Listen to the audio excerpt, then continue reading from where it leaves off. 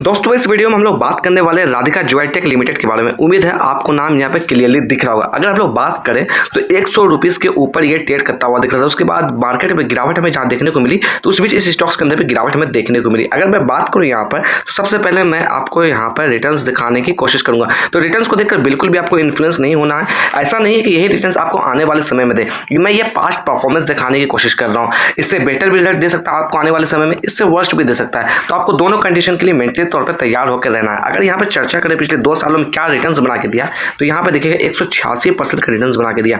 पिछले 1 साल से बात करें लगभग 36% का रिटर्न्स बना के दिया। पिछले 3 महीने से हम लोग चर्चा करें लगभग 25% की गिरावट है। पिछले 6 महीने की बात करें लगभग 21% की गिरावट है। अगर बात करें हम लोग बीते कुछ हफ्तों से तो यहाँ पे देखिएगा लगभग 3.5% की तेजी देखने को मिली। आज के दिन हम लोग बात करें 1.73%, ऑलमोस्ट कहीं ना कहीं 1.5% की तेजी हमें देखने को मिली है। अगर प्राइस में हम लोग बात करें तकरीबन ₹1.55 की तेजी स्टॉक्स के अंदर देखने को मिली है। यहाँ पे मैं दिखाना चाहूंगा आपको कॉर्पोरेट एक्शन, यानी कि मैं आपको डिविडेंड या स्प्लिट की बात करने वाला हूं। तो यहाँ पे देखिएगा साल 2023 के अंदर स्प्लिट देखने को मिला था, ₹10 के फेस वैल्यू से ये ट्रेड करता हुआ दिख रहा था। अगर आप लोग बात करें डिविडेंड के लिए तो साल 2024 के अंदर 20% का डिविडेंड दिया है। साल 2022 की बात करें तो वहां पर भी ₹1 का डिविडेंड दिया। साल 2021 की बात करें वहां पर भी आपको ₹1 का डिविडेंड दिया। यानी कि कुल मिलाकर अगर हम लोग बात करें साल 2025 के अंदर अभी तक किसी भी तरह का डिविडेंड या स्प्लिट को लेकर अनाउंसमेंट नहीं हुई है। लास्ट जो डिविडेंड हमें मिली थी साल 2024 के अंदर मिली थी। देखा जाए तो कुछ खास भी डिविडेंड यहाँ पे नजर आता हुआ नहीं दिख रहा है। अगर मैं चर्चा करूँ स्कोर कार्ड के लिए तो अकॉर्डिंग टू टिकट परफॉर्मेंस यहाँ पे लो नजर आता हुआ दिख रहा है। मैं जो भी डाटा आपके साथ शेयर कर रहा हूँ सारा डाटा पब्लिकली अवेलेबल है, आप खुद से जाकर भी चेकआउट कर सकते हैं। मैं किसी भी तरह का आपको बाय और सेल का रिकमेंडेशन नहीं दे रहा हूँ। मैं यहाँ पे कहना चाहूंगा जो भी मेरे चैनल में पहली बार है मेरे चैनल को प्लीज आप लोग सब्सक्राइब कर दीजिएगा। अगर वैल्यूएशन की बात करें तो वैल्यूएशन यहाँ पे हाई नजर आता हुआ दिख रहा है। ग्रोथ की बात करें तो ग्रोथ यहाँ पे एवरेज नजर आता हुआ दिख रहा है। एंट्री पॉइंट की बात माने तो यहाँ पर एवरेज नजर आता हुआ दिख रहा है। बट मेरे हिसाब से आपको अपने फाइनेंशियल एडवाइजर से बात करना चाहिए, क्योंकि ये एक स्मॉल कैप की कंपनी तो कहीं ना कहीं एक थोड़ा रिस्की कंपनी हो जाती है। अगर यहाँ पे मैं फोरकास्ट एंड रेटिंग्स की बात करें तो यहाँ पे देखिए किसी भी एक्सपर्ट्स ने इसे अभी तक कवर नहीं किया। अगर मैं यहाँ पर चर्चा करूँ शेयर होल्डिंग पैटर्न्स को लेकर जो हमारे लिए बहुत ही इंपॉर्टेंट हो जाता है, तो यहाँ पर देखिएगा बड़े प्लेस यानी कि म्यूचुअल फंड की हिस्सेदारी काफी कम नजर आती हुई दिख रही है, बिल्कुल ना के बराबर। यानी कि 0% की होल्डिंग यहाँ पर म्यूचुअल फंड के पास है। एक भी सिंगल शेयर म्यूचुअल फंड के पास नहीं है। डोमेस्टिक इन्वेस्टर की बात करें उनके पास भी एक भी सिंगल शेयर नहीं है। यहाँ पर अगर एफआईएस की बात करें तो 0.02% की हिस्सेदारी, काफी कम क्वांटिटी में यहाँ पर एफआईएस की होल्डिंग है। अगर रिटेलर्स की बात करें तो काफी अच्छी क्वांटिटी यहाँ पर रिटेलर्स के पास है, तकरीबन 36% की होल्डिंग यहाँ पर रिटेलर्स के पास है। तो हम लोग चार्ट पे चलेंगे, चार्ट पे चल के लेवल्स को एनालाइज करने की कोशिश करेंगे। चार्ट पे जाने से पहले मैं यहाँ per year on year basis पर नंबर्स को आपको कंपेयर करने की कोशिश करूंगा। तो यहाँ पे देखिए ये जो नंबर्स देख रहे हैं साल 2023 के नंबर से, ये देखिएगा नंबर साल 2024 के। अगर मैं बात करूँ नेट सेल्स के अंदर तो अच्छी संख्या में यहाँ पर ग्रोथ देखने को मिली, तकरीबन 17% की ग्रोथ देखने को मिली है।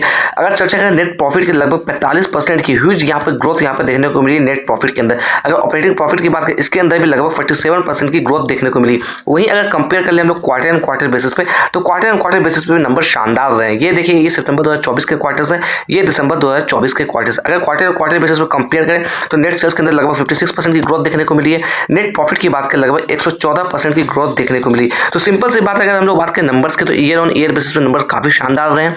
क्वार्टर ऑन क्वार्टर बेसिस पे भी बात कर लें तो इस पर भी नंबर्स काफी शानदार रहे हैं। मे भी आने वाले समय में आपको ये अच्छा खासा प्रॉफिट बना के दे सकता है। मैं किसी भी तरह के यहाँ पे श्योरिटी की बात नहीं कर रहा हूँ, मैं यहाँ पे पॉसिबिलिटी की बात कर रहा हूँ, संभावना की बात कर रहा हूँ, क्योंकि ये बाजार है, कब क्या होगा कहना बहुत ही मुश्किल है, बाजार को प्रेडिक्शन कर पाना बहुत ही मुश्किल है। इसलिए मैं जो भी बात कर रहा हूँ पॉसिबिलिटी की बात कर रहा हूँ। मैं अगेन कहना चाहूंगा मैं किसी भी तरह का बाय और सेल का रिकमेंडेशन नहीं दे रहा हूँ। हम लोग आ गए हैं चार्ट पे, 1 डे के टाइम पे मैंने यहाँ पे चार्ट लगा रखा है। आपको चार्ट के ऊपर कुछ पैटर्न्स यहाँ पे नजर आते हुए दिख रहे हैं। ये जो पैटर्न्स आप देख रहे हैं मैंने इसके ऊपर इंडिकेटर लगा के रखा है। ये इंडिकेटर पब्लिकली अवेलेबल है, आप खुद से लगा के चेकआउट कर सकते हैं ट्रेडिंग व्यू के प्लेटफॉर्म पे। यहाँ पे आप लेवल्स को एनालाइज करने की कोशिश करिएगा। ये जो आप देख रहे हैं लेवल्स, तकरीबन इसने 160 रुपए के लेवल्स को अप्रोच करने की कोशिश की थी। मैं बात कर रहा हूँ अक्टूबर 2024 की। उसके बाद हम लोग बात करें लगातार गिरावट हमें देखने को मिली। अगर मैं कंपेयर करूँ अभी के लेवल पे जहाँ पर अभी करंट प्राइस चलती हुई दिख रही है लगभग 91 रुपीज़ के आसपास, तो इस लेवल से ये जो लेवल्स नजर आता हुआ दिख रहा है तकरीबन 40% नीचे ट्रेड करता हुआ दिख रहा है। अगर मैं बात करूँ ये जो लेवल्स देख रहे हैं, जो आप यहाँ पर जो ये लेवल्स जो देख रहे हैं, ये कहीं ना कहीं सेलर्स एक्टिविटी एरिया यहाँ पर देखी गई है।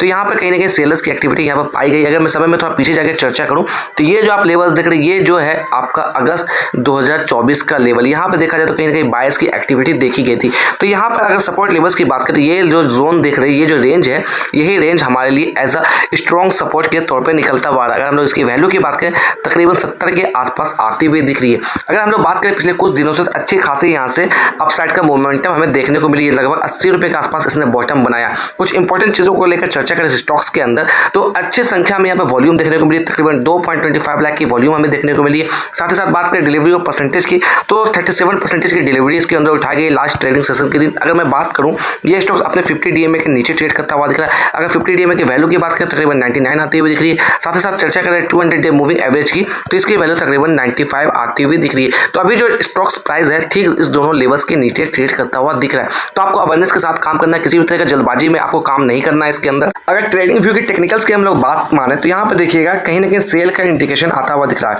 12 ऐसे इंडिकेटर है जहां से सेल का इंडिकेशन आता हुआ दिख रहा है, 4 ऐसे इंडिकेटर जहां से बाय का इंडिकेशन आता हुआ दिख रहा है, 10 ऐसे इंडिकेटर जहां से न्यूट्रल नजर आता हुआ दिख रहा है। तो आपको सिंपली अवेयरनेस के साथ काम करना है, किसी भी तरह का जल्दबाजी आपको नहीं करना है। चलते चलते बस मैं इतना कहना चाहूंगा, जो भी मेरे चैनल को पहली बार प्लीज मेरे चैनल को सब्सक्राइब कर देगा।